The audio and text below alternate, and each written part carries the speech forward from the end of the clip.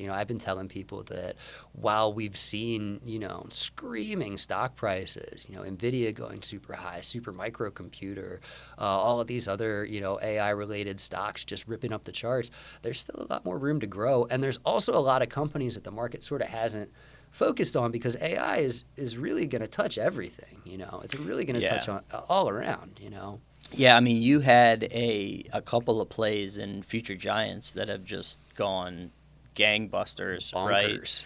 Right? Better than even I expected. Yeah. I mean, as far as the short term goes, I expected long-term growth like this, but yeah, in the short term, they've, one of them, they're both up over 200%. One of them's up over 200%, this year. It's just been crazy. Yeah, and it's got March. a huge partnership. Exactly. It's got a big partnership with NVIDIA.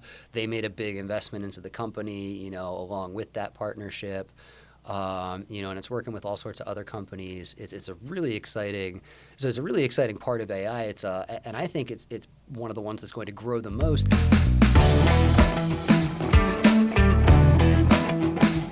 Welcome to the Angel Research Podcast.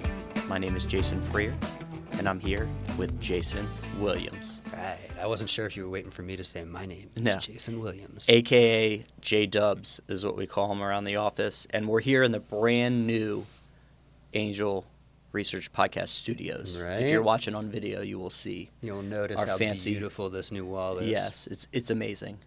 All right, so let's jump right into it. Well, I guess we could start with today's Fed Day. By the time this comes out, everybody will have already known what the Fed has done, which we already kind of know, I think, is just holding rates. Yeah, it's basically going to be nothing. Right. Today while we're recording it, it's Wednesday, so they're talking probably about their dot plots and who's changed what and what their long-term forecasts for interest rates are. I'm curious, you used to work at Morgan Stanley. I did. How do people there follow that? Like, how different is the culture from it's really investment newsletter versus it's kind of Wall cool. Street? It's definitely, it's similar. Like, they're definitely paying attention to it. But something that was kind of neat about working at Morgan Stanley is that they actually have a team that's monitoring the FOMC. Right, so they'll send out a copy of the FOMC minutes after each meeting, and they'll color code what changed. So they'll use red and cross out, what they took out, and they'll use green to show what they added in. And a lot of times, it'll be like the exact same speech, and they'll change like 2 or 3 words, here and there. But the market hears something completely different. Right. Because they changed those couple of words. So that was always really interesting because you can literally just scan through it, and you're like, oh, they changed. And that's 5 like an words. internal document they send out. Yeah. So that was kind of neat, but yeah, they're paying attention to it, but they've got a pretty good idea of like what's going on already anyway. The Fed likes to the Fed sends people out to sort of jawbone the markets and talk about things, and when they're in their lockup period and they're not allowed to talk to the market, sometimes they call people at Morgan Stanley. Sometimes they call people at Goldman Sachs or at Wall Street Journal, and leak a little bit of information out to them, like, hey, can you go ahead and say this for me because I can't right now. Right. They're just trying to manage expectations, I guess. Yeah. And I think it's funny because like they've done a good job and a terrible job of managing expectations, right? Because like they've stayed on track with their messaging. They're like, rates are going to be higher for longer. We're very data dependent. We need to see more information. But the markets are like, whatever. You're cutting rates and we're sending stocks up. Yeah, it's very interesting how it's less about what they actually do and more about what they actually say, right? Because people say the market is sort of forward-looking. So in theory, these sorts of cuts and bumps and whatever are baked in. However, now it's less about what they are actually when they actually do it. It's the other indicators. So like when the CPI number comes out, it's maybe higher. So then people start changing their bets. Okay, then the Fed's going to wait longer to raise rates, and then unemployment. It seemed like the two biggest indicators are the CPI and the unemployment numbers, which is basically, it's tied to what the Fed's stated mission is what, to keep inflation down and to keep unemployment keep employment high. Yeah, unemployment down. Yeah, right. Yeah, exactly. So back to the Morgan Stanley culture situation. So yeah, how different is that than being a sort of independent? Like you had a role there, and I'm assuming someone told you to do research XYZ, whereas now you just kind of go where the market takes you. I mean, that's definitely a big difference. And I think I've mentioned this before when we talked about Morgan, that, one of the things that really attracted me to this industry from that was that, if I was going to be, if I was going to be a research analyst for an investment bank, if you're going to be a research analyst for an investment bank, you pick a sector and you pick an industry within that sector. And if it's, say, something like pharmaceuticals, well, you're going to pick one company in that sector, and you're going to be an expert on Pfizer, or you're going to be an expert on AstraZeneca, and you're not ever going to look at any other companies, any other industries, anything professionally. Right. And that seems just incredibly boring to me. Right. And I love doing research and stuff, but I like being able to research, to look into exciting things.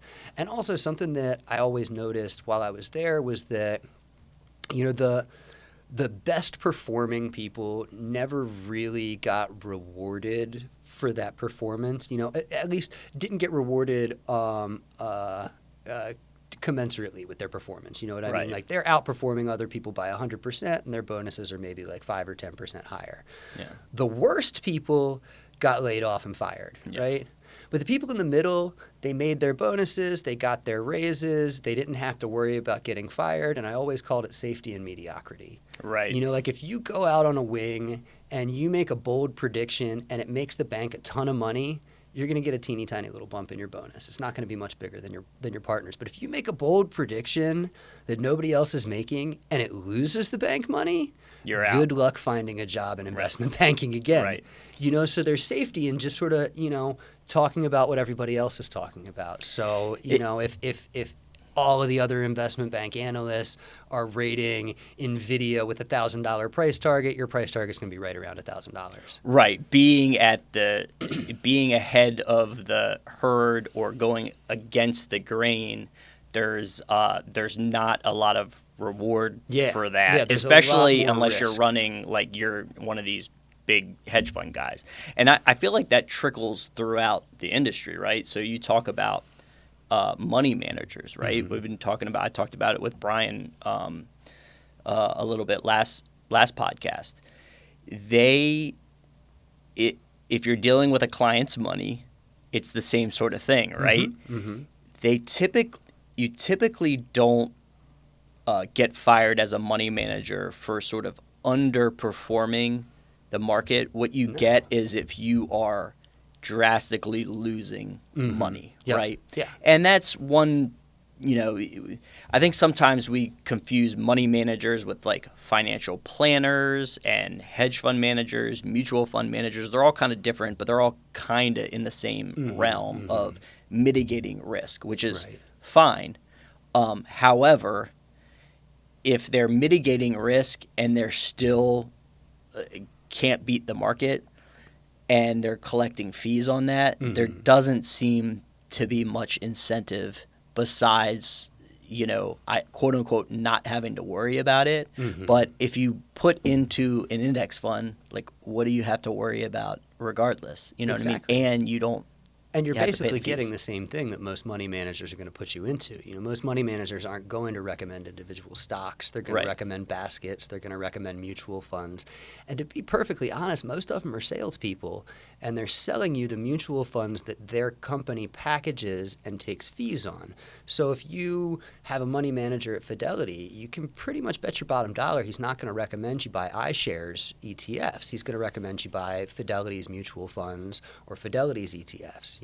And the same thing with Schwab, and the same. And thing they all with kind of have the same, like, hey, this is our emerging market ETF. This is our gold. Now there's 12 crypto or Bitcoin ETFs, and it's all the same thing to track. And so really, the big difference is the big difference in those ETFs is the fees. Who charges the least, really? Because if there's an S&P 500 ETF, they're all the same. Because they're all modeled to look exactly like the S&P 500. And what's crazy is even though they look exactly like the S&P 500, because of the fees and stuff like that, and even just because of I don't know what, they usually underperform the market. Even if you took the fees out of them, they would still underperform the market, and their only job is to just match the market. So you may as well just buy that iShares, SPX ETF, or the triple Q for the Nasdaq, or the DJI for the Dow Jones. You may as well if you're going to do that, and you'd be better off than going with a money manager.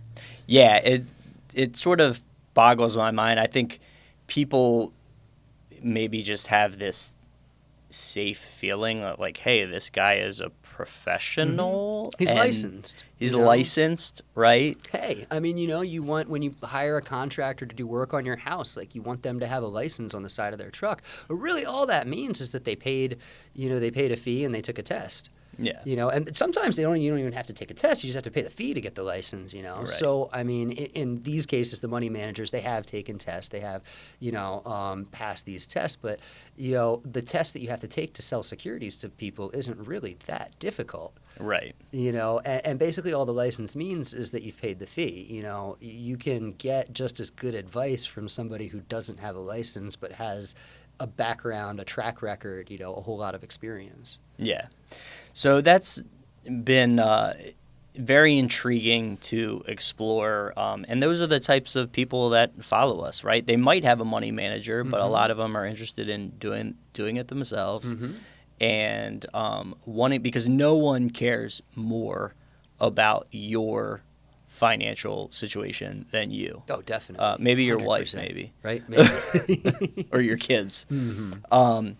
So switching gears, or I guess we should say Morgan Stanley to talk about there. You just were telling me before we did that they hired a head of AI. Yeah, AI. We were talking about what we're going to talk about today, and we got to talk about AI because that's all anybody can talk about. But yeah, that's really big news. I mean, that really means that, in my opinion, that means that this AI, gold rush, whatever boom, this enthusiasm from investors on everything AI is still really early because it just hit Wall Street. Morgan Stanley, I'm pretty sure, is the first bank to add a head of AI.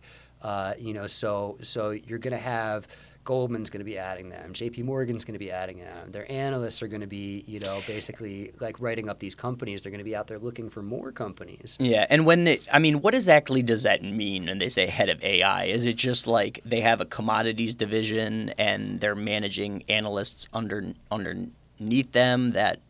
How does that structure work? Basically, this is a new market, so they had probably head of technologies, head of technology investments. And so now they're breaking it out, and we're like, hey, we're just going to focus on the AI so stuff.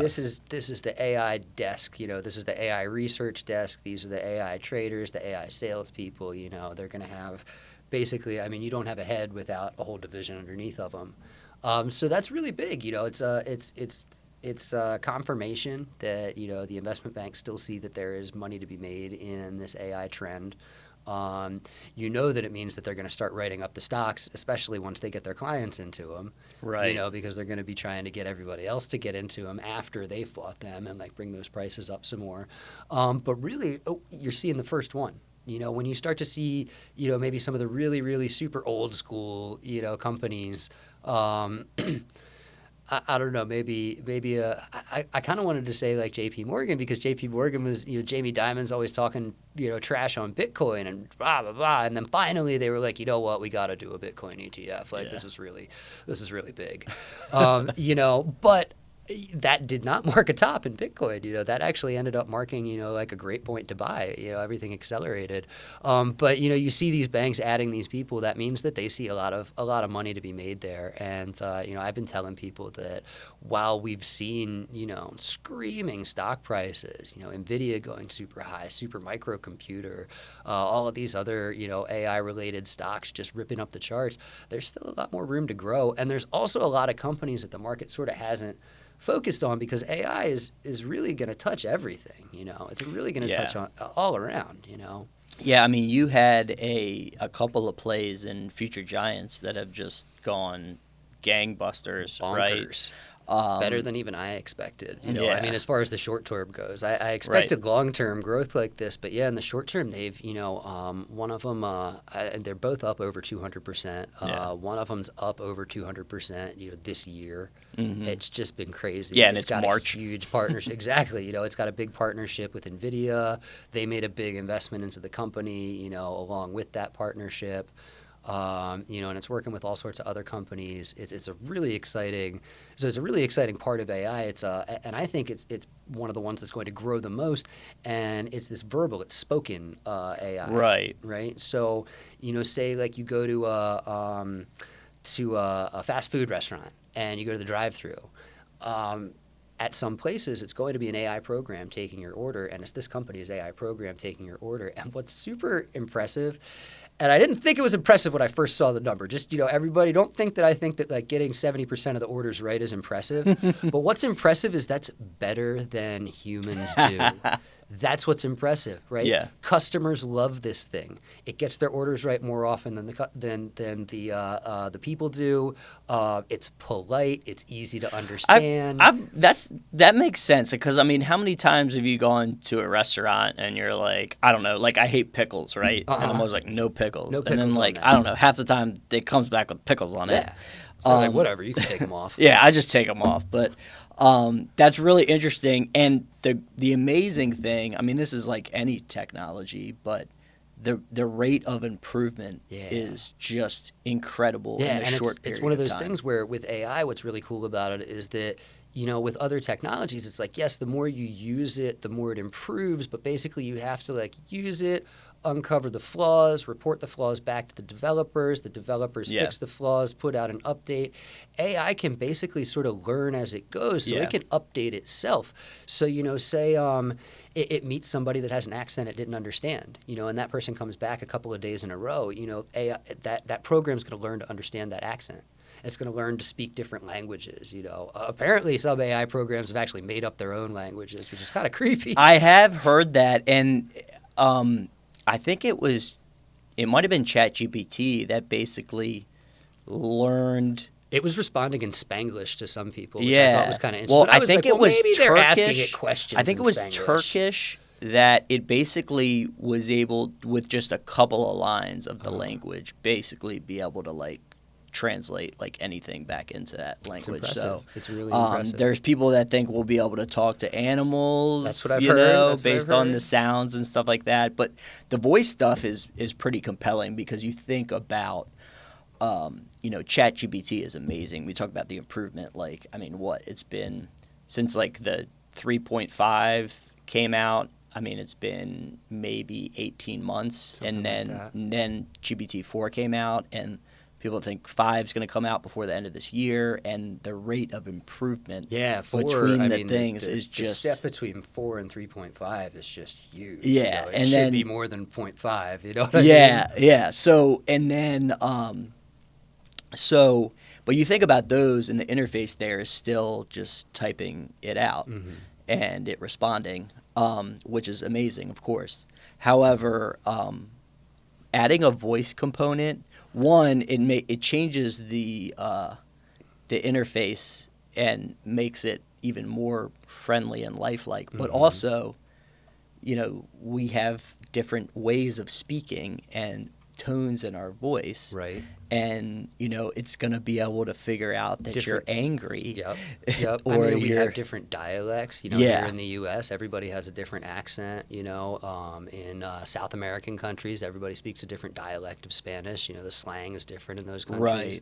What's really exciting, I think, about this verbal AI, though, is that it's not as big of a problem here in the U.S., but there's a lot of people who can't read.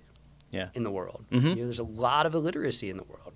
I don't want to say a number because I'll totally be making it up, but I've read numbers that are pretty impressive. Like millions and millions of people in the world are illiterate, so they have no access to the internet in its current form. This AI gives them that access because it can read to them in their native language. So like setting up bank accounts, you got to fill out forms. You got to be able to read to fill out those forms, don't you? Well, this thing can read it to you. It can ask you the questions. It can understand you. It will be able to understand you in your language, in the dialect that you speak, in the accent that, the people that live in your city have.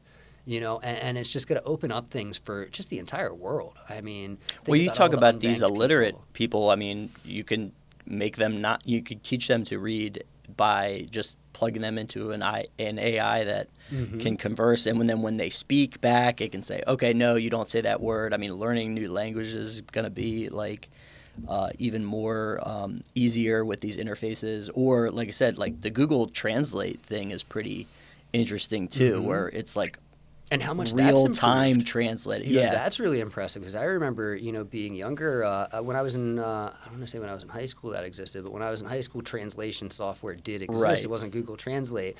But what we would do is I took German, and we would feed the German in and then take the English that it gave us and then feed it back through, and it would give us a completely different German sentence. Because obviously it wasn't. Yeah. But then by the time I got my degrees and I was working at Morgan Stanley, I had a neighbor that lived next door to me, and she did translation for the U.S. military. And their first step was to run everything through Google Translate. Right. And then the people who actually spoke the language would go and look for the nuances that, that the machine didn't quite get. But the machine's getting the nuances now, too. Yeah. It's crazy. It's really impressive. Yeah, so that's an interesting company, and I'm gonna take it. It's still a buy, even though it's run up. And I think there's this sort of fear. I guess I don't want to say fear, but that this is like the market's a bubble, right? Yeah. That AI is a bubble. We're gonna. And it's understandable that people would think that, I mean, we saw lots of bubbles, recently. We saw a crypto bubble that burst. We saw a cannabis bubble that burst, And you have people out there talking about like, oh, everything's a bubble and that. But if you look at things, like one thing that I've been pulling out a lot as an example is NVIDIA's PE. Everybody's like, oh, NVIDIA's valuation's way too high. It's unsustainable. Its PE is like 70. Yeah. Its historical average PE is like 50. Yeah, It's at not least on valued very NVIDIA high. and some of these like established companies, it's based on actual real sales and orders and them beating estimates. And you can see actually so NVIDIA ran up a lot in 2023, right? And you can see if you look at the chart in 2023, it had like a PE of 150, and then they reported earnings, and what happened? Their share price went up, and their earnings went up, and their PE went down. Their PE dropped to like 30 or 40 or something. So yes, it is more. It's more highly valued than it was at the end of 2023, but it's nowhere near as highly valued as it's been in the past. Right. It had a PE of like 300 during the dot-com boom. It had a PE of 285 during the crypto boom. It's got a PE of 70. It could go a lot higher. Mm-hmm. And that's just sort of what I've been trying to tell people is that, like, you need to look at these companies. A lot of them, like you said, a lot of the ones that are participating, these are legacy companies that have real sales and real earnings and real profits left over at the end. This isn't the same as the internet boom, and it may end. I'm sure that it will eventually turn into a bubble. Because that's how all of these things sort of end up like ending. And then, you have a washout and that like trough of disillusionment that, we always talk about. And then, the companies recover. The good companies stick around and recover. But you gotta be tough. You gotta have nerves of steel to hold on to. Well, and the thing is about how quickly things move today is that could all happen within a year. There could be a washout and then acquisition and growth. You know what I mean? So I think you and Brian were talking about it though, and this is one of the things that makes me think that it'll take longer than that. Is that I know Brian's pointed this out a bunch of times. Is the amount of money that's in money market accounts? Right. There's like trillions of dollars in money market accounts, and for those of you who are like wondering what a money market account is, a money market account is basically the account that you keep your cash in at your broker.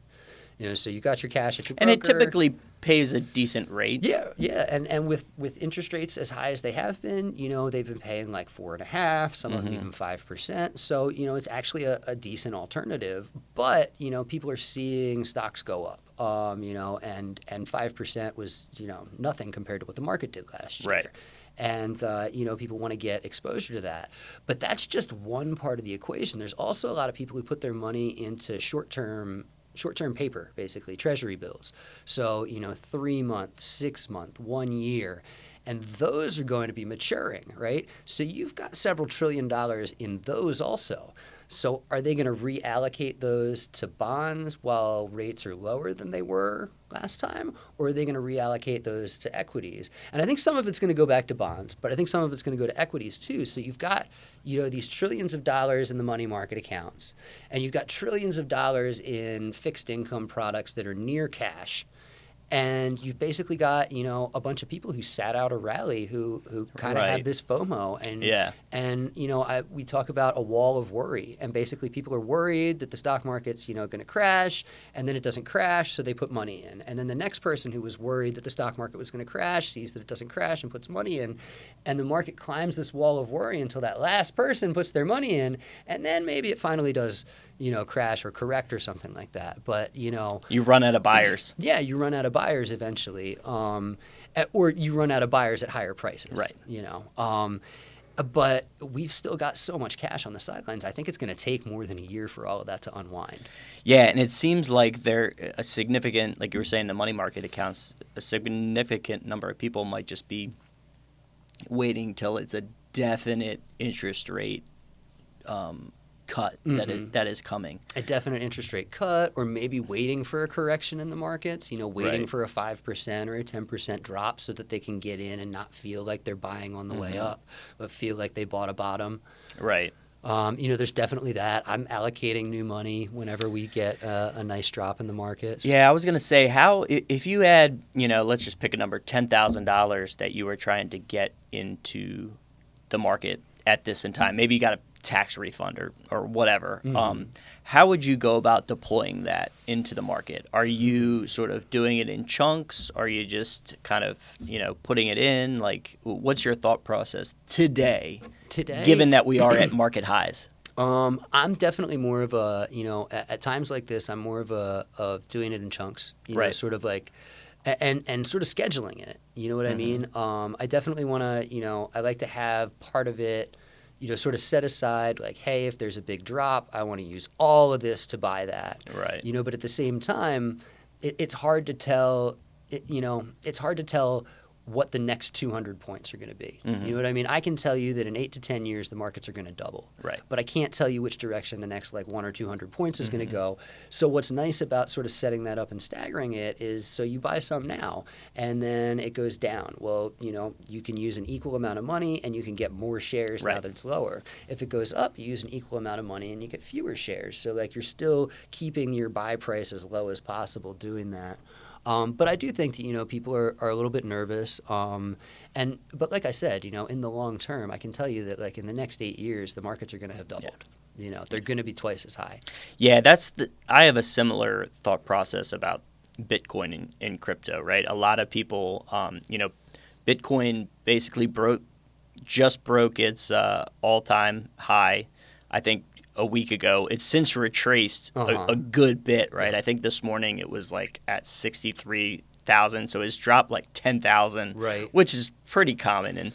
But last week, people are like, I don't know if I want to buy because it's quote unquote it's at an all time high or it's top. It's just look historically, think long term, zoom out, as they say. Yeah.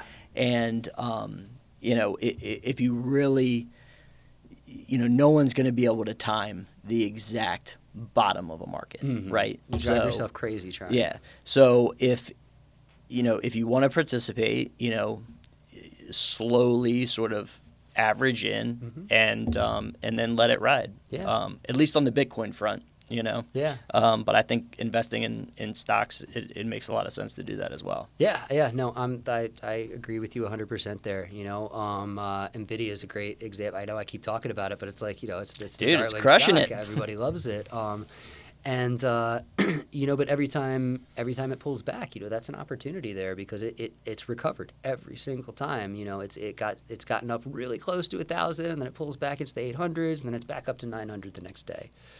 So it's about sort of setting those emotions aside and, looking at history, stepping back, zooming out, and looking at, where does the trajectory usually take us in the long term? Right. and it's always up. It is. It's always higher. Stocks go up. Stonks gotta run. All right. Any other hot topics here? I know before this you were talking about lithium, teasing that out. Do you want to save that for a tease for your next Wealth Daily article? Well, I actually do have a little tease in my Wealth Daily article that's coming out this Friday. That's going to be the 22nd of March. Okay. So by the time this comes out, it'll be out, so we can link it in the bottom. We can put a link to it. But it's got some lithium stocks that I think everybody should own, just some freebies to put out there to help everybody build their portfolio. But I recently uncovered a company that is basically, so it's going to be working on actually it's already processing lithium here in the U.S. from the biggest lithium deposit in the U.S. But it's biggest by acreage. So this lithium deposit is basically spread out across the entire southwestern U.S. Exxon just bought a huge chunk of land there. Okay. And they're really putting like tons of money into it because, they want to be part of the future of energy. And, right. Just in case we ever stop using fossil fuels, they want to be part of that. But this is the thing is that Exxon's just moving in here. This company's been here for 3 years. It's had a test facility up and running processing this stuff, and it's got a special extraction technique that basically allows it to pull it out in just a couple of hours to a couple of minutes, from anywhere from 30 minutes to 2 hours instead of taking like days or weeks.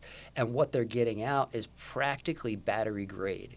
So it barely has to be refined once they send it to a refiner. Okay. And it's just really impressive. And basically, I could see Exxon just seeing the expertise that this I was going to say, that sounds "We'll like just if buy they're you." moving in and this is a smaller company, hey, let's maybe they're moving in, making sure it's okay, kind of peeking over, and then just saying, hey, we're just going to buy you So out. I expect to have the research completely finished by next week. Okay. And I'm going to release that to the subscribers of my Future Giants newsletter first. Gotcha. After that, though, probably in the next week or two after that, once they get a chance to check it out and get themselves invested, I plan to release it to the world. Okay. That sounds very interesting. I look forward to seeing that. So, check out the link to the Wealth Daily below. And thanks. And in that article, if you want extra early access, there's a link at the very end that you can sign up for what I call my fan list. It's like a VIP mailing list, and so you will be the first people to know. Okay. After my Future Giant subscribers. I got before the rest of the world. I got news for you. I'm on that email list. Yeah, I thought I saw your name on that that list. Yeah, I'm on it. I read it.